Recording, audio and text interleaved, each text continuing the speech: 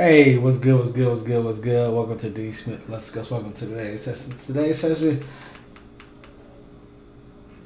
I want to discuss what I got this video from.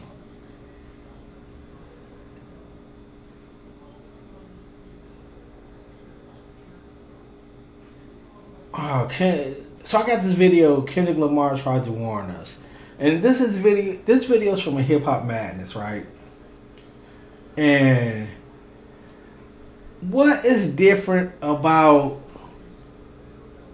the accessibility of today's rapper versus the 80s, the 90s, the even the 2010, right? Social media. Today's rapper are on social media every day. I don't care what platform it is. You get to know these guys now. Back then, you just read them. You just read an article in the magazine, right? It was like this allure, right? When DMX was out, it was this allure about DMX, about Tupac, about Jay-Z, about Nas, Eric B. and Rakim, Method Man, Wu-Tang Clan. It was this allure, Ghostface Killer, Too Short, Ludacris, T.I., because I didn't know about them. If I wanted to find information, I had to seek it out and read about it. Scarface, Outkast, Goody Mob, Trick Daddy. But now, because of social media, you get to know these guys in an intimate way, and you come to find out some of these guys are just trash. Putting up a image, i.e.g. Drake, the gangster, right? So I want to react to this video by Hip Hop Madness. Great job on this video, man. Last record that made you feel like the energy are not like us? Have we had a hip hop record since then? It seems like every single year that passes, the hip hop genre continues to decline, especially for the mainstream. Yo, all of you are unoriginal. Every one of y'all is making the same thing. There's no new ideas, no new concept, there's no new sound. It's the same. It's all the same, right? It's literally like almost every mainstream rapper that put out an album this year, you could argue, put out the worst album of their career. Like it's like fall off after fall off. It might be hard to believe now, but there was once a time where being a rapper seemed like one of the coolest jobs on earth. Infinitely cool, charismatic, and larger than life itself, but kind of remote and untouchable, as if they existed in their own universe. Becoming a rapper was something inspirational for the common urban kid to dream of, but never think of reaching. From stories of Jay-Z being so supremely talented that he didn't need to write down a single verse, to 50 Cent's story of being shot 9 times only to survive and take over hip-hop, there was a genuine feel that becoming a rap superstar was not for mere mortals. Now, they've become a sad, dated, unfunny joke without a punchline. Fuel for 1,000 memes on the internet, mocked and belittled for their clumsy attempts to preach, pander, and carry favor with the very people they look down on. Their flaws, shortcomings, and insecurities have never been so clear for the world to see. Take the big three. Let's not forget Kendrick laid his entire soul bare and told the world that he... And let's not forget, Kendrick, Drake lawsuit, right? Kendrick just go to work, perform, and that's it. He's not all on social media. So the allure with Kendrick Lamar is definitely there. A lot of rappers need to get back to that. You guys are just talking way too much on the internet. It's easy to find you guys, and that's why you guys are trash right now. A lot of people don't believe what you say, i.e.g. Drake. It's not our savior on Mr. Morale and the Big Steppers. Then, in 2024's Watch the Party Die, he doubled down, proclaiming that hip-hop had to be torn apart and rebuilt from the ground up. And by 2025, on the Clips' Chains and Whips, he didn't hold back, spitting, "Let's be clear, hip-hop died again." Meanwhile, J. Cole has specifically made a point of shedding every bit of his superstar status in order to bike around New York like a Deliveroo driver, all the while seemingly planning his exit from the game with the Fall Off album. Then we have Drake, who's found himself in a unique spot where he's constantly having his dirty laundry aired out in public, with his interactions on the internet proving that he's every bit as petty, vindictive, and in need of validation as anyone else. All the while, his every attempt to generate a hit has seemingly failed to resonate with audiences like it once used to. From Lil Wayne staining his legendary Carter series with the Carter 6, to Joey Badass underperforming commercially resulting in the cancellation of his tour, to Young Thug delivering what might go down as one of the worst comebacks in hip-hop history, the point is clear. The whole cult of musicians that used to be such a big, powerful part of our culture really feels like it's dying out these days. But to be honest, it was kind of inevitable that this was going to happen sooner or later, because the world we live in is changing, and so is the way we see entertainers. So what exactly happened? Well, let's start with the most important factor, and that's aura. This is the air that rappers used to carry, which made them easy to idolize. They didn't seem like they'd gone through the same process of growing up as we all did. Instead, it felt like they came out fully formed as these special identities. And when you did hear of their backstories, it was easy to see why. You had people like Lil Wayne, who'd been rapping since he was a kid and almost lost his life at his own hand with a 9mm, only for a cop to miraculously save his life, and in turn, ensure that hip-hop wasn't deprived of one of its brightest talents in history. From there, Weezy went on to become the best rapper alive, a self-proclaimed Martian who infamously discarded the rhyme book and spent the rest of his career freestyling off the dome. And much like Jay-Z, even today, he's managed to retain his status as a king among rappers, with people genuinely wondering whether they'd be better served taking a dinner with Hov over $250,000. But Wayne wasn't the only one who cheated death prior to his rap career either, because back before he was a TV tycoon, Curtis Jackson was just a rapper on the come-up who also endured a superhero origin story level of physical trauma. While attempting to evade the street life that had defined his earlier years, 50 was shot 9 times outside his grandma's house. And while his label at the time dropped him, the marketing team behind Shady Aftermath took this tale of escaping with his life and turning tragedy into triumph and made it indivisible from his rhymes. Besides that, it was parlayed into a blockbuster film, Get Rich or Die Trying, which chronicled his come-up. But he wasn't the only one to get this treatment either. 50's mentor, Eminem, led the way in this regard, with 8 Mile becoming an Academy Award-winning movie, which chronicled his journey from the trailer park to acceptance in hip-hop. From Andre 3000 carrying himself like an interdimensional being from Atlanta, to Kanye surviving a car crash to prove all the naysayers wrong and become a genre-shifting superstar, there's still something about that era which is just incompatible with what we see today. Basically, artists used to have lore, or at least a sense of gravitas that meant you bought into their story, hook, line, and sinker, whereas today, that simply doesn't happen. Today, if a rapper claimed that the tragic death of their brother meant that they'd sworn revenge on hip-hop and would become its ultimate supervillain, he'd get clowned within an inch of his life. But that's basically the origin story of the masked icon MF Doom. Similarly, if a rap crew of today merged their music with a succession of clips from old kung fu movies, they'd probably be labeled as weebs or just plain old nerds.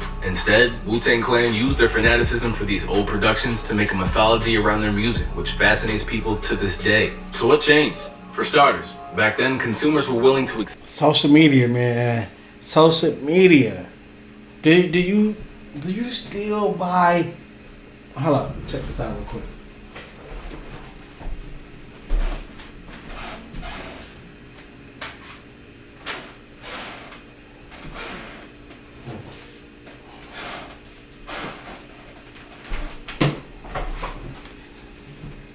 Do you guys still buy albums? Do you still buy CDs?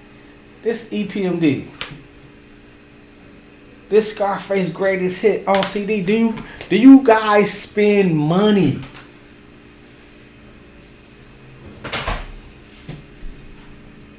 Think about that, man. accept rappers at face value, and when it comes to how their image was managed, there was a much larger emphasis placed on creating a sense of grandiosity around everything they do. Just look at the budgets that were given for advertising and, more specifically, music videos.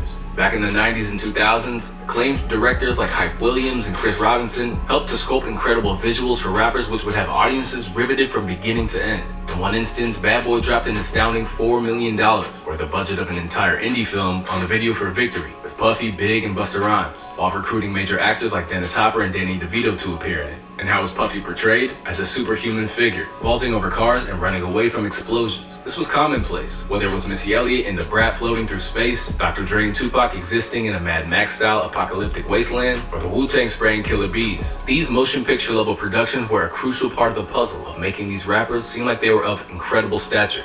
But it wasn't the only aspect. Even when it came to commercials for records, there was an otherworldly quality in even how albums were promoted that you simply don't see today.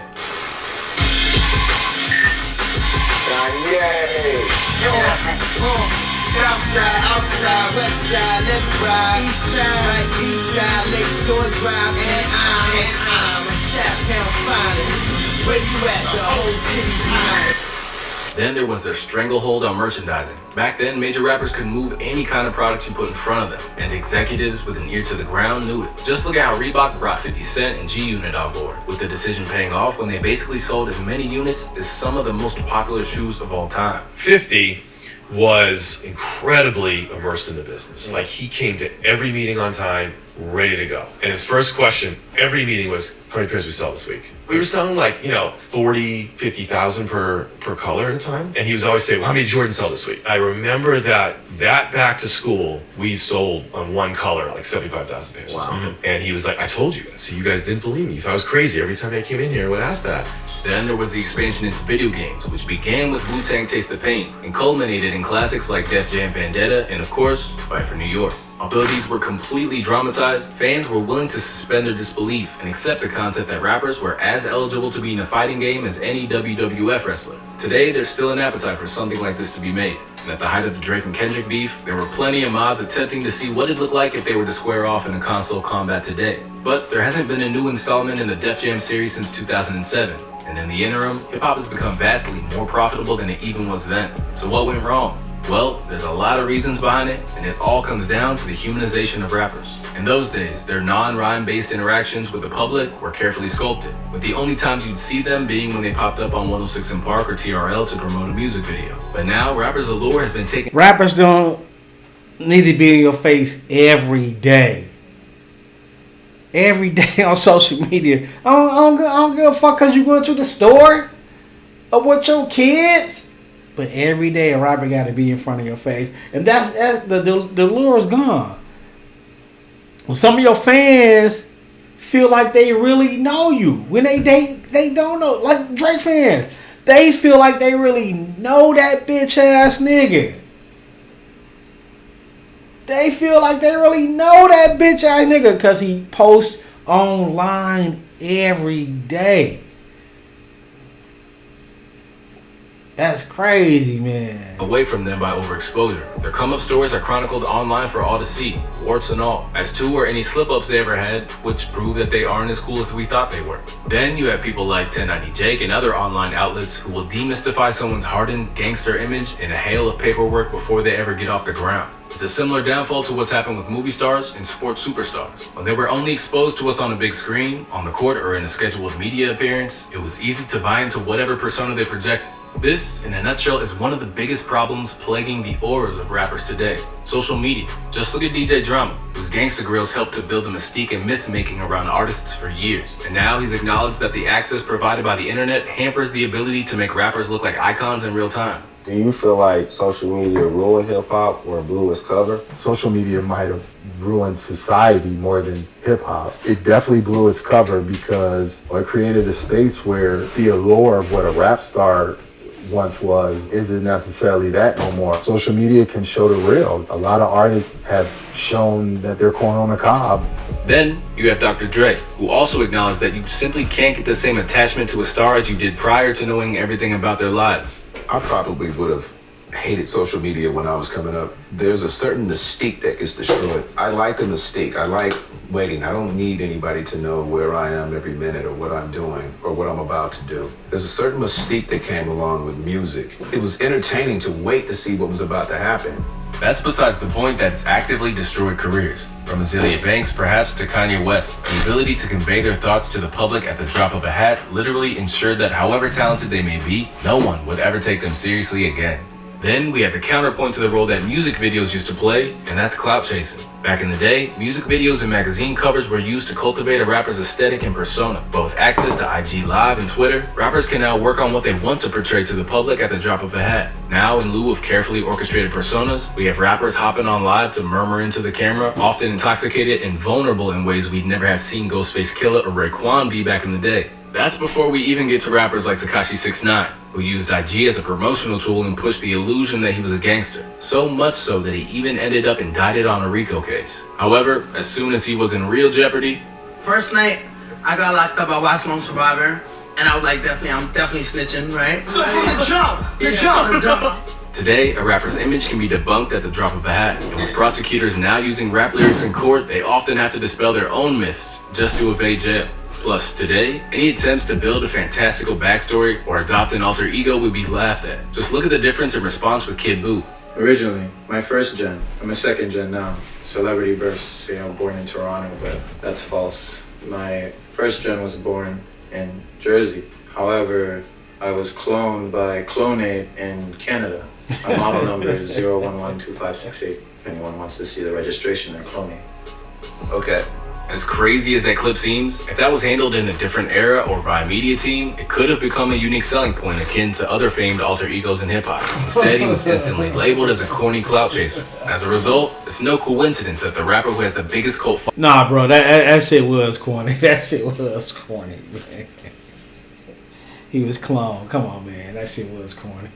following today while actively evading his fans is Playboi Carti. Travis Scott has a similar aloofness, and when he attempted to shed that and open up for his Netflix documentary, it quickly became clear that he was an introverted individual and not the superstar that his music or stadium shows would lead you to believe. Besides that, even the concept of being a fan of an artist has completely changed. Back in the day, it was cool to identify yourself by your favorite artist, rep their merch, and maybe even join their street team. You get some Rockaware, you wear your G units, and maybe even some ice creams if you were a Neptunes fan. Today, however, that sort of fandom would likely lead to you being told that you are D-riding or glazing. But all of these external factors are contributing factors to what we're experiencing now. The real issue is that both the volume of music and the degree of commitment from many of those that are making it are completely different. In a recent interview, Tyler, the Creator, rallied against what he saw as the major issues plaguing the industry, and all of them align with the degradation of not only hip-hop commanding the respect it used to, but the degradation of the rapper as the superhero-like figure. I love this art form so much, bro, and there's so many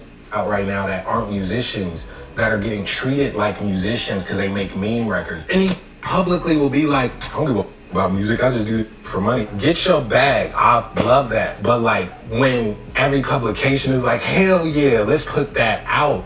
A 15-year-old, a 12-year-old, a 20-year-old gonna see that and be like, man, I don't really care about you. This is a quick bag, man. You taking up space like me. You taking up space for people who really care about this art form. And like, I don't like that. Then he went in on the perils of social media, not only for the effects on a star's mystique, but how it changes how music is engaged with and received by modern audiences. That's something I'm not used to. Yes. That's something I don't think any of us is used to. And when I signed up for this stuff, that wasn't even, not only wasn't the landscape, our brain wasn't even knowing that was coming. People are still adjusting. I'm adjusting to like, damn, everyone could see everything. You could just look up someone's address and it's like, damn, I can know what my favorite artist is eating for breakfast and not feel weird about it because every page, whether it's academic, shade room, or whoever is posting it, now the conversation of music, of art is gone because when artists put something out, the last thing they talk about is music. So you know what that does to a fan listening to music? If they see the person that made the music not give any like value to it, you think they gonna give a about the album? They gonna listen to it for an hour and be like mid. They don't even use the word right. That just means it's like average. People can't even articulate what they dislike about it. They just say mid and move on. So what's the conclusion? Well, faced with too many challenges to overcome, it's likely that today's hip-hop fans will never experience what it was like to see your favorite rapper as a larger-than-life entity. Yeah, that's crazy because I agree with Hip Hop Madness. Today's fan just have too much access to their favorite artist. Too much, and the artists allow too much access. So you should get back to how Kendrick Lamar is doing it. Is the smart way. I'm gonna do the tours, drop some music, a few guest spots here and there. That's it. But think about this: during the beef for the last 2 years, he just dropped music. He ain't say nothing. While old boy is always turned online like his bitch ass. Dude, he always online, and you a lot of fans. That's crazy. That nigga always online, and the lure is gone. Cause what is this? This all old boy do is that It's crazy. It's crazy, man. But shout out to Kendrick Lamar, man. Tried to warn you, fuck niggas. But hey, let me know what you think. Like, comment, subscribe. Welcome to the session and hype this video, man. I'm out of here.